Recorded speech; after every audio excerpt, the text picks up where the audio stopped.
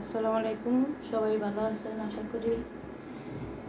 আজকে শুক্রবার, সবাইকে জুম্মা মোবারক।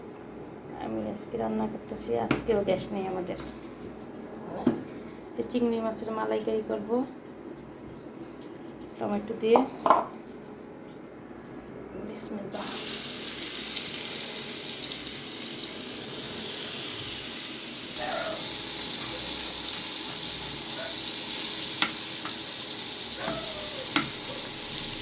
বেশি বাজবো না, হালকা ভেজে মালাইকারি করবো।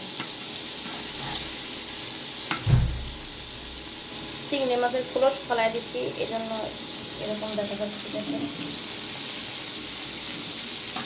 অনেক দাম, সব কিছু জানি না কী হয়। এই যে কয়টা, একটা দুটো তিনটে চারটা পাঁচটা ছয়টা, হাফ কেজি হচ্ছে 1200 টাকা কেজি খাবো আমরা।